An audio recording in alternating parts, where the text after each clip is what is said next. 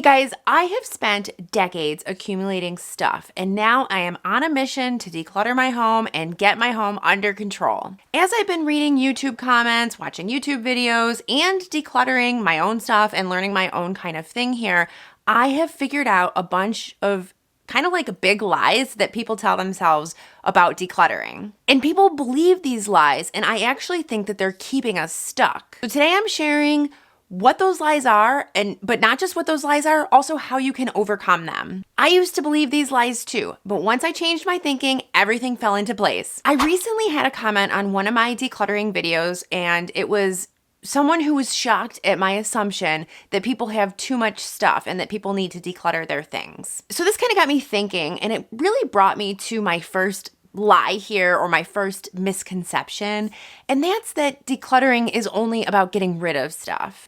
Decluttering is actually about organizing and prioritizing the things that you have in your home so that you have an optimal living space. So it's really about letting go of things that you just are not using anymore, you don't have any use for, maybe they served you well, but it's time to move on from them. So rather than thinking about it as like, okay, I've just got stuff that I need to get rid of, it's really just about making a functional living space for yourself. The next lie that I think keeps many people stuck, in fact, I think this is probably the biggest one, is that decluttering needs to happen all at once. So many people, I think, don't know where to begin when it comes to decluttering because they feel like they need to go all in, or it's all or nothing, and they can't make any progress.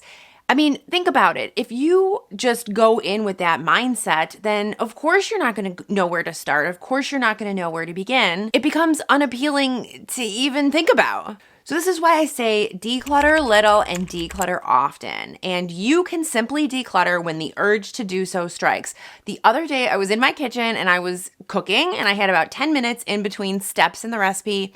And I thought, you know what, I'll just go ahead and declutter my pans. I ended up going through my pots and pans, finding a couple things to donate. I stuck them in the donation box, and I put the rest of the pans back in neatly.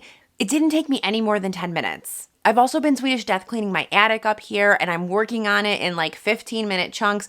I have made a huge dent.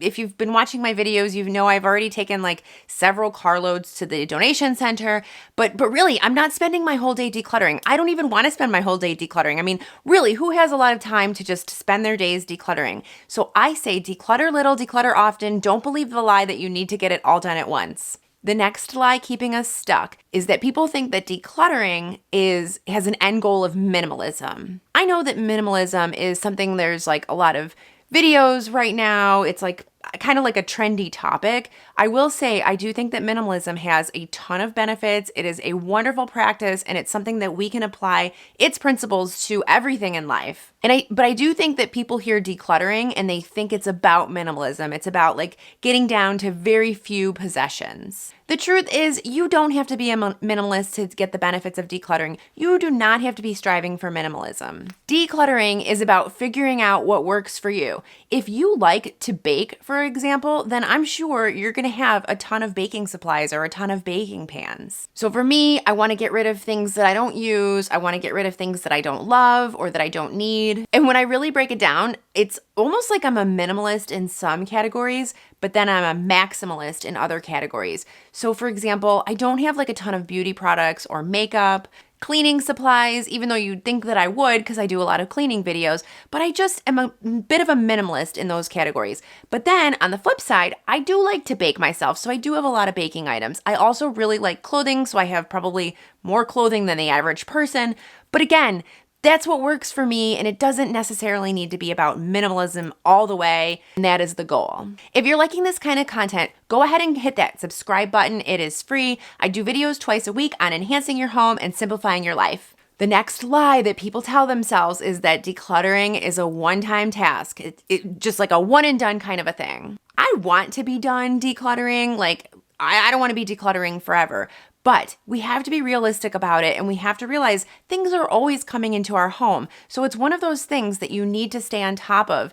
Even if you're not buying new things, somehow things still make their way in. So for example, for me, we're bringing the mail into the house. The kids are bringing school papers home. Christmas is coming, so we're going to have a bunch of gifts and presents and things in the house that are from other people. And, even on the flip side, when you're not bringing things into the home, you outgrow clothes, you get rid of shoes, things get worn out, and you just need to be constantly decluttering them. So essentially, decluttering needs to be kind of like an ongoing thing. Of course, it doesn't need to be happening at the high rate if you've got like a lot of clutter and then you get it down to something smaller, but it does need to happen so that you can maintain all of those great results that you've worked hard for. The next myth, and I hear this one a lot, is that decluttering is only for people who have large homes. I say decluttering is a universal thing, and it is something that every single person can benefit from. I mean, think about it. We all want an organized home. We all want an organized living space, whatever that looks like. I have lived in a variety of places, everything from just like a bedroom to an apartment. Now I'm in a 3-bedroom home.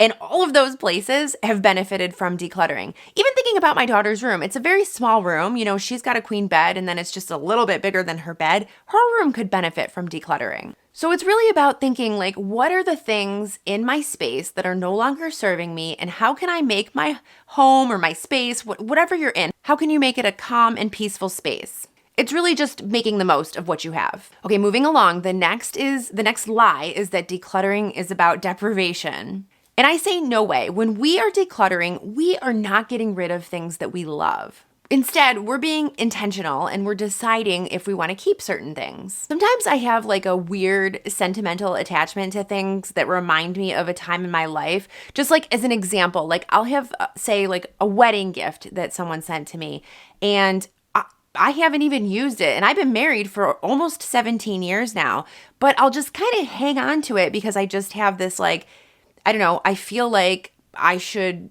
keep it, feel sentimental about it because of that time period. But so what I've been doing in that kind of case is I will think to myself, do I really use this item? Do I really need it?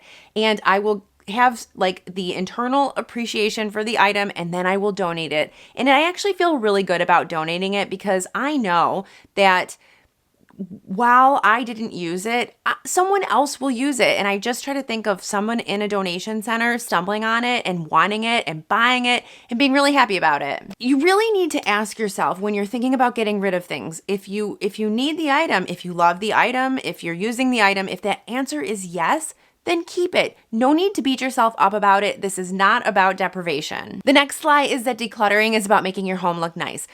So, okay, this is partially true, but that's not really the end goal because we all know there are so many even better benefits that come along with decluttering, which until I did start decluttering, I never would have believed them. But let me just list them out for you.